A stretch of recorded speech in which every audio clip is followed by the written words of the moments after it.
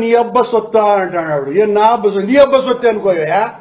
నా అబ్బ సొత్తు కాదు స్వామి.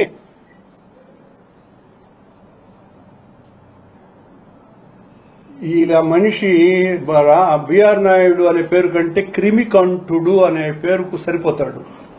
అంటే చెదపురుగులు నోటిలో కంఠములో కలిగినటువంటి వాడిని క్రిమికంఠుడు అంటారు.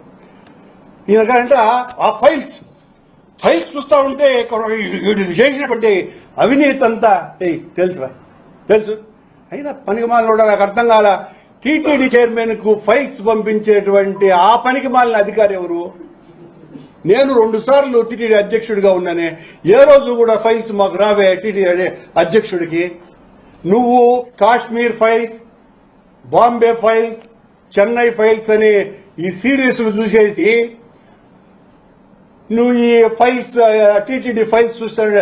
ఆ టీవీ ఫైల్స్ చూసుకుంటూ టీటీడీ ఫైల్స్ అనుకుంటా ఉన్నాడు. నీకు తేల్చేస్తాను అంటున్నాడు. మిడ్ నైట్ మసాలా నువ్వు నేను అన్ని పనులు చేశానని చెప్తున్నావే. మిడ్ నైట్ మసాలా నాయుడు, నువ్వు చేసింది ఏందిరా అంటే ఆ మసాలా అనే పదాన్ని మర్చిపోకుండా అన్నదానంలో మసాలా వడబెట్టించినావు. అది నువ్వు చేసినటువంటి పని. మిడ్ నైట్ మసాలా రోజు పెట్టి ఈ మసాలాను ఎట్లా వాడాలని స్వామి క్షేత్రంలో మసాలా వడ ఒకటి పెట్టాడయా. అది అతను చేసినటువంటి పని.